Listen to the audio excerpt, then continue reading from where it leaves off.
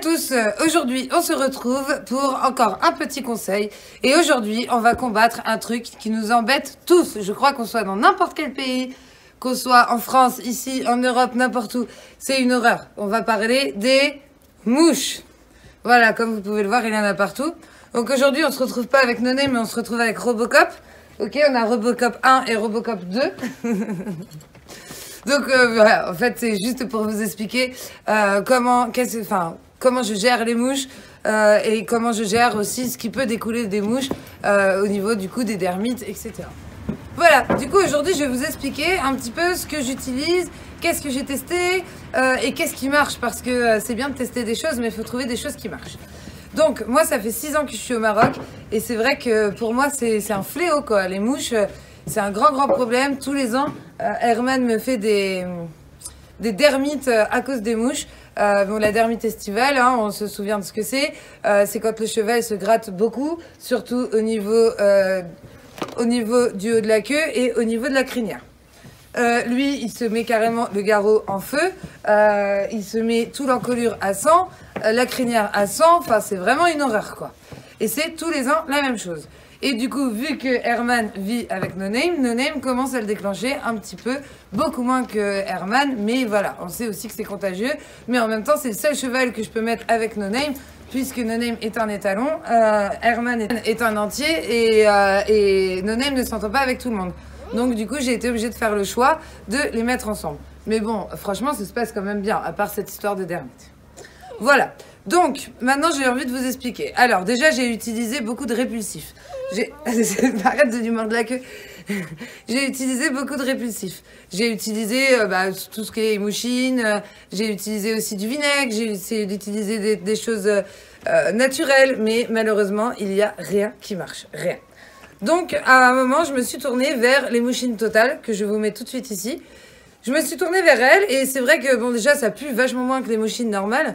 Et la deuxième chose, ça marche à peu près. Sauf que moi, je suis toujours dans le même problème.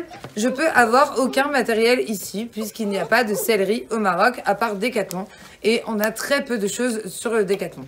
Donc, c'est assez compliqué d'en trouver. Donc, à chaque fois, il faut que j'en fasse ramener par des amis. D'ailleurs, j'ai encore des produits qui sont coincés dans le nord du Maroc depuis au moins 3 ans. Enfin, voilà. Donc, pour moi, c'est hyper compliqué. Donc, il faut que j'arrive à trouver... Il faut que je trouve des solutions où j'ai pas besoin d'aller au magasin tous les 4 matins, quoi. Parce que c'est totalement impossible. Moi, je peux avoir des choses qui arrivent à peu près 2 à 3 fois par an, pas plus. Voilà. Donc, alors, les mouchines totales, donc c'est vrai que pour moi, ça a fonctionné. Mais voilà, le souci, c'est qu'il faut en mettre régulièrement. Donc, il faut pas mal de produits. Donc, c'est assez compliqué. Au départ, je me suis tournée sur tout ce qui était filet à mouche, masque à mouche, surtout pour la tête. Donc, je me suis tournée à la base sur ces filets-là, qu'on met tout simplement, tiens, Herman, tu vas faire le mannequin. Voilà, on leur met juste comme ça. On ne met pas de licol, hein, parce qu'on laisse pas un licol à cheval dans un pré. Donc, voilà. Et on l'accroche comme ça. Bon, celui-là, il est un petit peu abîmé, hein. Et vous voyez que les franges permettent que les mouches, ça dérange les mouches. Et donc, du coup, elles viennent beaucoup moins se poser. Voilà. Après, j'ai investi dans un autre genre de filet, qui est même pas un filet, qui est vraiment... Allez, cousu celui-là.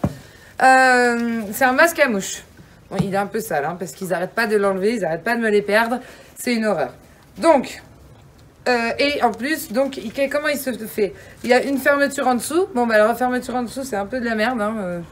Franchement, ça marche pas. Moi, j'ai été obligée de la coudre. Et autrement, niveau marque, donc c'est acheté chez Kramer. Et c'est un Félix Buller. Écoutez, j'en suis pas si... Franchement, ça va. Il s'est pas abîmé au niveau de la toile. Il s'est pas abîmé au niveau des oreilles, parce que je crois que je les ai tous achetés de chez Kramer et il les a tous essayés. Donc, comme vous pouvez le voir, c'est un masque qu'on met sur la tête. Vous pouvez le régler ici. Vous pouvez aussi le régler ici. Voilà, après, bon, moi, je les serre pas trop. J'ai pas trop envie que ça les serre non plus. Donc, là, vous voyez que vous avez des coutures au niveau des yeux pour pas que ça le dérange. Et, bah écoutez, celui-là, moi je trouve que c'est pas mal. Mais quand même, je me suis rendu compte en achetant tous ces masques, parce que j'en ai au moins 4 ou 5 différents. Déjà, une, ça coûte assez cher. La deuxième chose, on passe notre temps à courir après. Et la troisième chose, je me suis rendu compte que les filets, donc ceux-ci, Et il y en a qui existent avec des toiles qui sont sur les oreilles.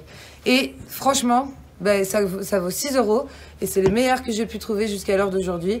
Les masques, c'est bien, mais souvent, ils arrivent à les enlever. Hein. Je sais pas exactement comment ils font, ils se grattent, je pense, mais ils arrivent à les enlever. Donc, voilà. Donc, maintenant, on en est encore au répulsif. Donc, on utilise des masques à mouches, des filets à mouches. Ça, moi, je le recommande. Je le recommande vraiment. Par contre, voilà, ne l'attachez pas à un licol. Ne laissez pas un licol à votre cheval dans le pré ou dans le box. Ça peut être dangereux. Ça, c'est quand même fait pour pouvoir s'enlever assez facilement s'il y a un problème. La deuxième chose que j'utilise, vous pouvez le voir, ce sont ces couvertures. Alors, il y a 2 styles de couverture. Ça. Donc, on a 2 styles de couverture. Donc, ces couvertures viennent aussi de chez Kramer. Elles sont aussi de la marque Felix Buller, en tout cas pour celle-là. L'autre, je ne sais pas, je vais regarder. Voilà. Et celle-là, c'est des couvertures anti-dermite estivales. C'est-à-dire que ça couvre effectivement le cheval sur l'encolure, sur tout le corps et aussi au niveau du ventre. Et ça, c'est assez intéressant. Et le tissu n'est pas le même. C'est pas comme de la moustiquaire, quoi. C'est plus épais. Alors, moi, le hic pour moi, en tout cas le gros inconvénient pour moi, en habitant ici au Maroc, c'est qu'on a des très grosses chaleurs. Donc, en ce moment, pour le remettre, ça va. Bon, après, les crises de dermite, en général, elles se passent en mi-saison, donc ça va.